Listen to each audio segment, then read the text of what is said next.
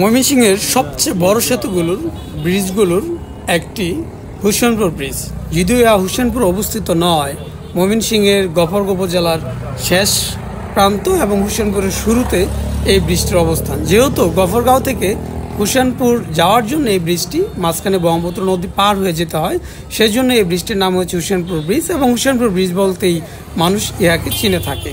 ব্রিজটির দৈর্ঘ্য 700 কিলোমিটার প্রায়, যেটি ময়মনসিংহের দ্বিতীয় বৃহত্তম, প্রায় প্রথম হতে পারে, আমি পুরোপুরিভাবে জানি না। ত্রিশাল বালিপাড়া যে ব্রিজটি আছে সেটিরও দৈর্ঘ্য এর কাছাকাছি। তো কোনটি এক নম্বরে আছে সেটা আমার জানা নেই, তবে ময়মনসিংহের সবচেয়ে বড় ব্রিজ হতে চলেছে কেওয়াটখালীর স্টিল আর্চ ব্রিজ যেটি সেটি। তো এই হোসেনপুর ব্রিজটি একটি দীর্ঘ ব্রিজ এবং যারা দূরে আছেন তারা এখানে ঈদের সময় প্রায় এসে থাকেন এই ব্রিজটি দেখার জন্য, এবং এখানে চমৎকার পরিবেশ দেখা যায় বিকাল বেলাটায়। এর নিচে এখানে দইঞ্চার চাষ হয়েছে। দইঞ্চা মূলত একটি গাছ, এক প্রকার গাছ, যেগুলো খুব বেশি বড় হয় না, গুল্ম না বিরোধ জাতীয় গাছ, যেগুলোর থেকে শুধুমাত্র শুকানোর পর খড়ি বা লাকড়ি হিসেবে ব্যবহার করা যায়।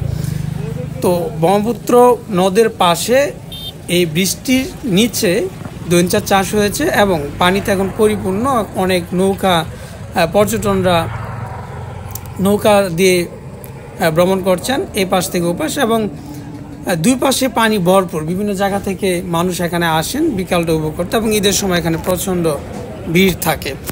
আমাদের দৃষ্টিতে পড়লো উপরে বিদ্যুতের লাইনের উপর যে বড় বল দেওয়া এই জিনিসগুলো। তো এইটা মূলত হচ্ছে আকাশ পথে যেই যানগুলো চলাচল করে তাদের দৃষ্টি বা নজর নেওয়ার জন্য যে এখানে উঁচু তার রয়েছে সেটা বোঝানোর জন্য। তো সন্ধ্যা গনিয়ে আসছে, বিকেলবেলা মানুষ ঘরে ফিরছে। চরের মানুষ নদের এপার থেকে ওপারে গরু নিয়ে যান, গরুকে ঘাস খাওয়ান, সারাদিন শেষে সন্ধ্যায় আবার ঘরে ফিরেন। আমরা সেই দৃশ্যটিও দেখতে পাচ্ছি যে এক ঝাঁক গরু নিয়ে আমার রাখাল ভাই বাড়ি ফিরছেন।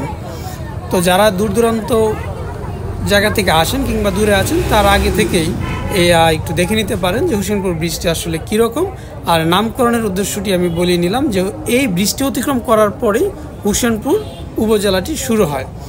তো এই জন্য ইহা হোসেনপুর ব্রিজ নামে পরিচিতি পেয়েছে। এবং গফরগাঁও যেহেতু আরও ব্রিজ আছে, এবং গফরগাঁও ব্রিজ বললে মানুষের বুঝতে একটু অসুবিধা হতো, কারণ গফরগাঁও সদর থেকে ইহা অনেক দূরে। ইহা যেহেতু হোসেনপুরের নিকটবর্তী এবং এই ব্রিজটি অতিক্রম করে হোসেনপুরে যাওয়া লাগে, সেজন্য ইহা হোসেনপুর ব্রিজ। তো ধন্যবাদ সবাইকে সাথে।